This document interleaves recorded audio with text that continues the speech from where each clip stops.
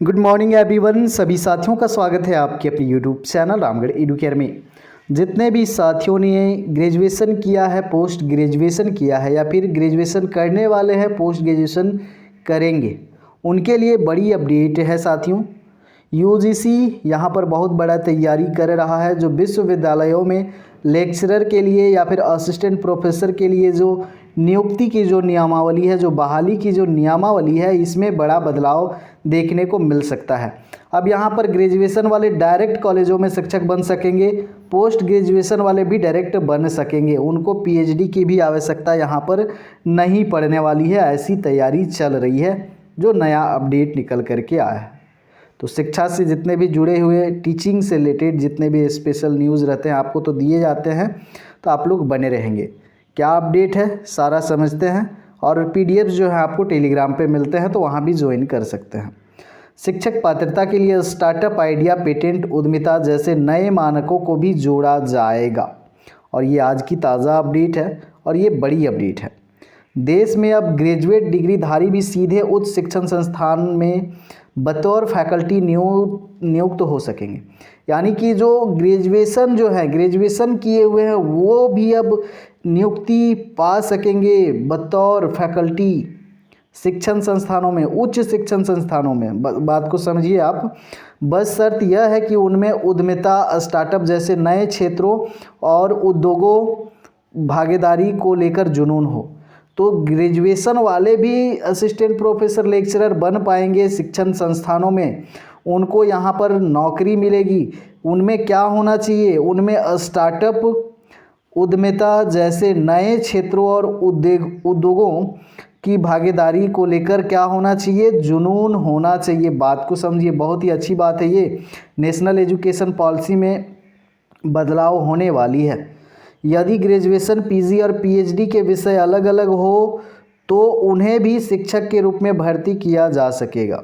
अगर ग्रेजुएशन और पीजी का सब्जेक्ट, बहुत साथी ग्रेजुएशन करते हैं, पीजी में चेंज करवा लेते हैं, तो उस केस में भी आपका भर्ती किया जाएगा। इसमें कोई भी दिक्कत नहीं, अड़चन नहीं आएगी इस नियमावली के बनने के बाद में।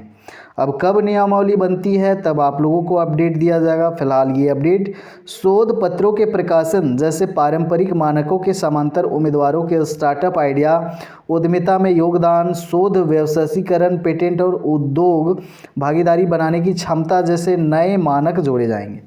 यानी कि पहले तो डिग्री बेसिस पे आपको पॉइंट्स दिए जाते थे। ग्रेजुएशन का इतना पॉइंट मिला, पीजी का इतना मिला, या नेट जेआरएफ है उसका पॉइंट मिला, पीएचडी एमफिल है तो उसका पॉइंट मिला। फिर पॉइंट्स के अकॉर्डिंग आपका सिलेक्शन होता था। अब जो है आप में स्किल कितना है, आप में क्षमता कितना है, नए नए आइडियाज़ कितने हैं, इनके आधार पर भी यहाँ पर आपको बहाली किया जाएगा। दरअसल यूजीसी विश्वविद्यालय और कॉलेजों में शिक्षक व अन्य अकादमिक स्टाफ की नियुक्ति की न्यूनतम योग्यता और मानक बरकरार रखने के लिए 2018 के नियमन में बदलाव करने की तैयारी चल रही है। तो जो 18 का जो रूल रेगुलेशन बना है यूनिवर्सिटी ग्रांट कमीशन की ओर से, उसमें बदलाव चल रहा है। अभी 4 वर्षीय ग्रेजुएशन या पीजी के साथ में पीएचडी होना फैकल्टी भर्ती होने की न्यूनतम योग्यता। अगर फैकल्टी में आपको बहाली होना है तो न्यूनतम अर्हता क्या रखी गई है कि पोस्ट ग्रेजुएशन होना चाहिए और पीएचडी होना चाहिए या फिर नेट क्वालिफाइड होने चाहिए।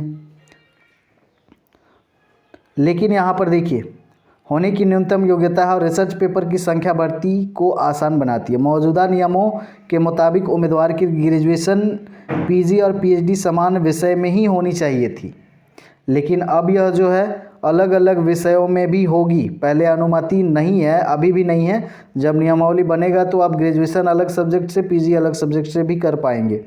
फैकल्टी को अपने प्रमोशन के लिए एपीआई स्कोर को ज़्यादा से ज़्यादा बनाए रखना होता है। यूजीसी ने फैकल्टी भर्ती 2018 के नियमन की बीते 6 महीने में विस्तृत समीक्षा की है। उसी के आधार पर यह नया ड्राफ्ट तैयार किया गया। तो यह जो है ड्राफ्ट भी तैयार किया गया है नया वाला, जो 2018 वाला जो यहाँ पर यूजीसी का जो गाइडलाइन है उसमें बदलाव किया जाएगा। चलिए, ग्रेजुएशन, पीजी, पीएचडी के विषय अलग हैं तो भी बन पाएंगे शिक्षक। बड़ी अपडेट है। तो ये आप लोग जानकारी होना बहुत ज़रूरी है कि क्या बदलाव हो रहे हैं शिक्षा जगत में। अपडेटेड रहना बहुत ज़रूरी है। इसी तरह के अपडेट के लिए बने रहेंगे। धन्यवाद दोस्तों। जोहार।